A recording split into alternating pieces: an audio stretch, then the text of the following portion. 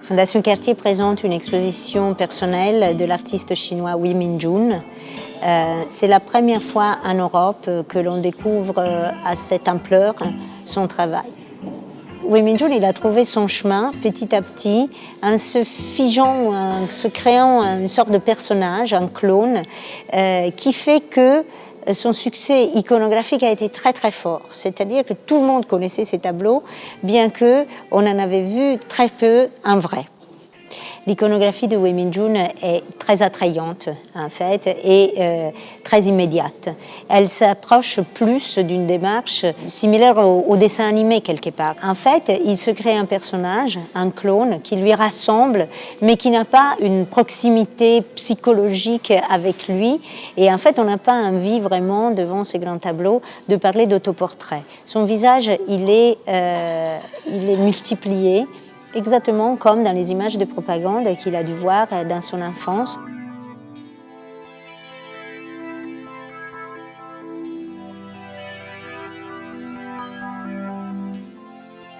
Nous avons ici une série de portraits, autoportraits, à un très gros plan, le cerveau ouvert et certaines idées ou certaines images nagent dans ce marasme, dans cette eau, dans cette matière grise ou bleue. Et il est évident que, sans être un activiste, Wei Minjun a des messages clairs à faire passer. Et avec toujours le sourire et avec toujours cette légèreté que son vocabulaire permet, il rend possible le fait de déclarer certaines choses.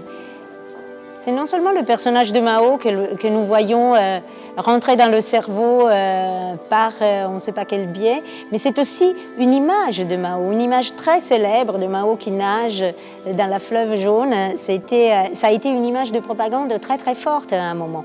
Et donc voilà, on a non seulement le personnage politique et son influence qui rentre, mais c'est aussi toute l'imagerie qu'il a absorbée.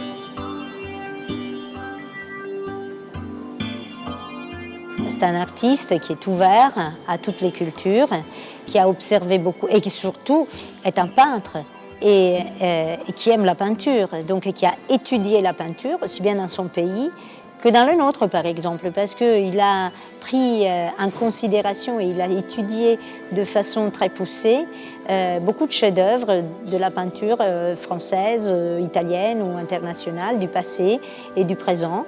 Et dans certains cas, il les a réélaborés selon des principes assez simples mais plutôt efficaces. Par exemple, en enlevant les personnages de la scène, et on parle dans ce cas de absence, ou alors en substituant sa figure caricaturale à tous les personnages sans pour autant intervenir sur la composition.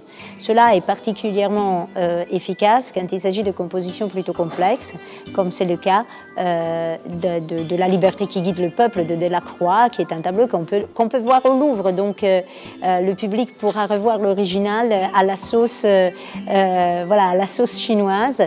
Et ce type de méthodologie interpelle en fait les connaissances du visiteur, qui se croit peut-être très fort en histoire de l'art, mais qui est dérouté en voyant ces images. Dans certaines, il ne reste plus que le décor, il ne reste plus que la toile de fond, les personnages sont absents. Marat n'est pas dans sa baignoire, dans La mort de Marat de Jacques-Louis David. On peut reconnaître, mais parfois ce regard est troublant et donc le visiteur se sent dépouillé de ses connaissances et pris au piège par l'artiste. Et en fait, il utilise la même technique pour certaines peintures chinoises qui sont beaucoup moins connues au public français, mais qui sont des images très très populaires en Chine. Là où la figure de Mao trônait plus grand que nature et occupait tout l'espace. Une fois les figures effacées, la foule n'est plus là, Mao est absent, il reste un paysage qui est comme un décor de théâtre, quelque chose qui donne un grand sens de vide et qui installe donc le doute et le malaise.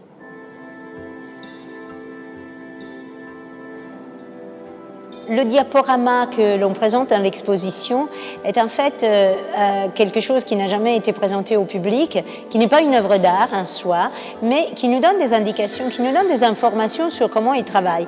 En fait, les positions de tous ces personnages que l'on retrouve dans les tableaux sont expérimentées par lui-même avec une application physique assez importante et toutes les positions, elles sont possibles.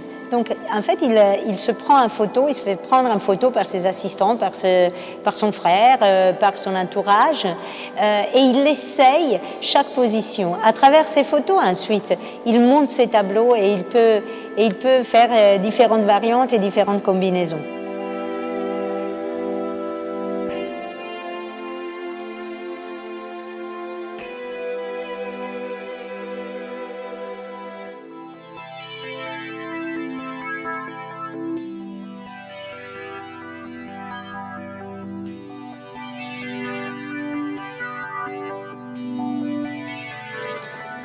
Bien qu'on puisse dire que Wei Minjun a trouvé la formule du succès avec son iconographie très reconnaissable, de ses visages à très large sourire, il n'a pas pour autant arrêté la recherche et il continue d'expérimenter des nouvelles choses.